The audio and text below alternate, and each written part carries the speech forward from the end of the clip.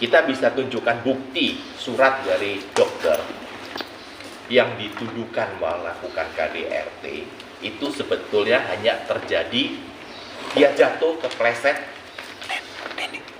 Tunjukkan.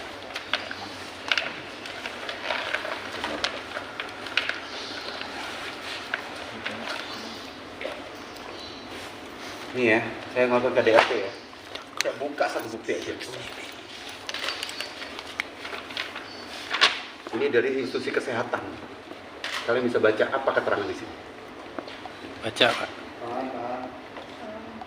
Silakan dilihat agak tinggi supaya kelihatan.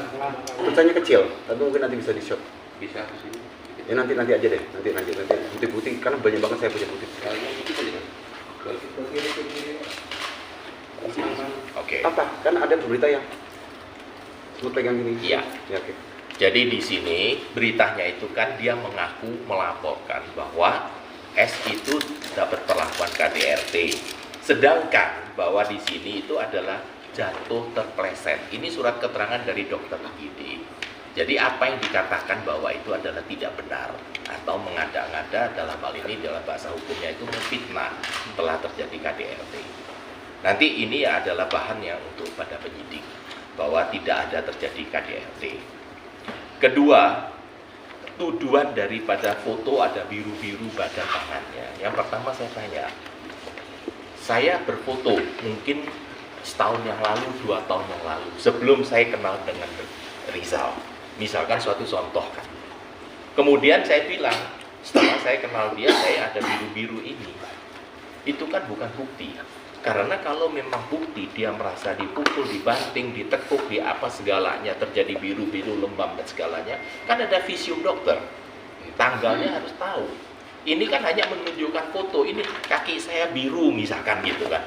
Terus saya bilang, karena dipukul, loh, ini terjadinya padahal setahun, 2 tahun yang lalu. Bahwa itu kan fitnah.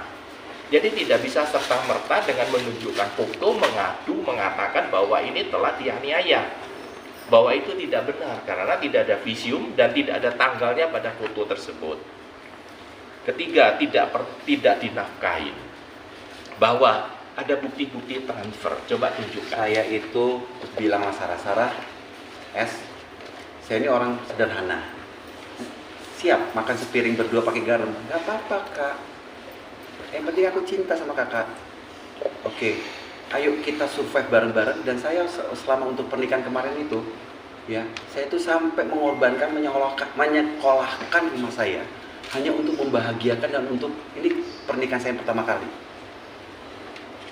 Banyak beberapa yang saya kasih secara pribadi, tapi saya untungnya juga apa? Saya banyak bukti transfer kepada beliau. Kasih lihat satu persatu. Banyak banget deh, tebal nih pokoknya. Tunjukkan ini satu balik gitu,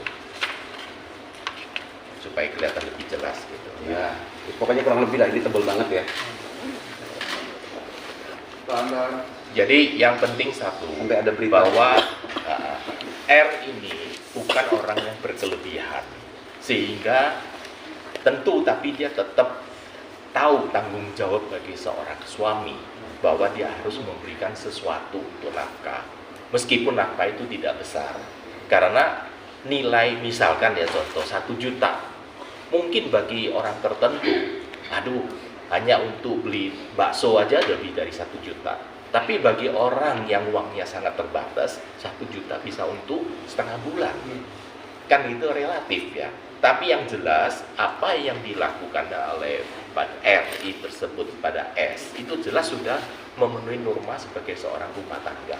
Tapi kalau misalkan S merasa bahwa itu tidak cukup, dia sendiri tahu kan bahwa R itu bukan seperti lain-lain ya.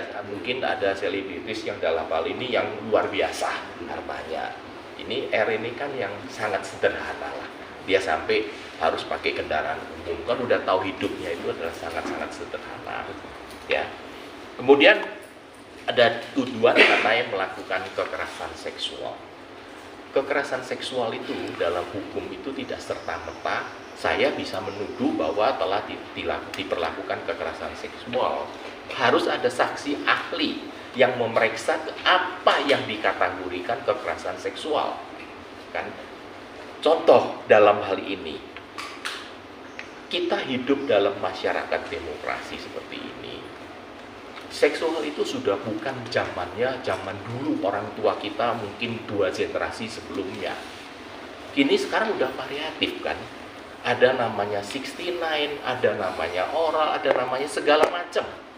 Dan saya rasa semua orang itu kalau secara jujur lah, sadar, tahu itulah. Itu bukan suatu kekerasan. Itu suatu variasi dalam hidup kan supaya lebih harmonis. Sehingga kalau menuduh kekerasan seksual, silakan secara prosedural. Suruhlah ahli untuk melakukan pemeriksaan apakah betul ini kategori kekerasan seksual atau tidak. Ya. Contohnya, ada berita yang saya baca. Katanya, ada pintu kenapa harus lewat jendela? Kira-kira demikian, mohon maaf ya. Nah, tapi harus tahu, pintu jendela itu adalah variasi.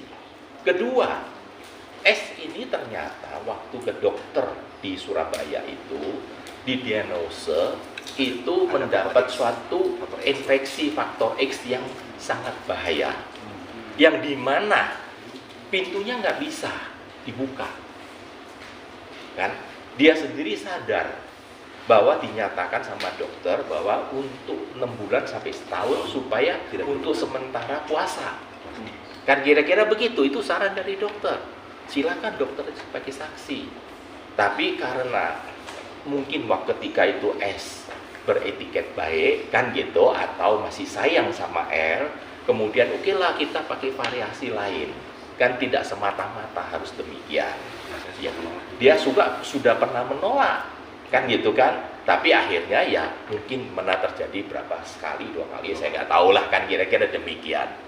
Tapi namun hal demikian harus kita lihat faktor utamanya, bahwa karena dia ada sakit, harus puasa, kemudian dengan inisiatif yang bersangkutan sendiri yang mengajak R untuk melakukan sesuatu hubungan suami istri. Terus kemudian ada yang mengatakan selalu pulang malam dengan mabuk.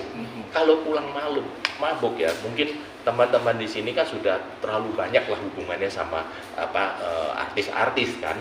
Artis kan tahu sendiri jam tayangnya itu kadang syutingnya itu kan tidak menentu, bisa-bisa 2 hari kagak pulang kan gitu kan. Nah, dia sudah tahu bahwa profesinya itu demikian. Jadi memang R juga mengakuin pernah pulang pagi kan gitu kan, tapi dalam hal ini karena kerjaan. Kalau soal mabuk, saya rasa Karena saya mata merah pakai kendaraan umum capek gitu kan ya, tidak di, kalau indikasi mabuk itu kan harus ada bukti saya sempoyonnya, nggak ada karena saya kecapean, kecapean itu. jadi mabuk Gitu. dalam hal ini yang kita kategorikan mabuk, misalkan saya sudah minum alkohol sangat berkelebihan, kemudian saya udah telanjang buka baju lah misalkan kan, saya banting-banting meja, saya mukul orang, saya cari-cari orang, itu namanya mabuk kan gitu kan. Dan bagi R dalam hal ini kalau matanya merah terus kemudian capek, sudah teler seperti orang sudah sempoyongan, itu kan tidak bisa serta-merta dituduh sebagai mabuk. Kecuali dalam hal keadaan mabuk, si R ini melakukan sesuatu, dia telanjang bulat keliling di jalan untuk lari gitu kan, ya itu dia mabuk lah, dia ada tinggal beres gitu. Sehingga tuduhan-tuduhan demikian itu semua tidak benar. Jadi saya minta dalam hal ini supaya teman-teman media mengerti apa sebenarnya yang terjadi. Ya. Kemudian saya kembalikan kepada media, kalau barangkali ada yang bertanya, silakan. Oke, sebelum itu nanti jadi gimana ya, udah saya buka pertanyaan ini dulu deh. Silakan. Mungkin Ya. sangat disayangkan nggak sih laporan soal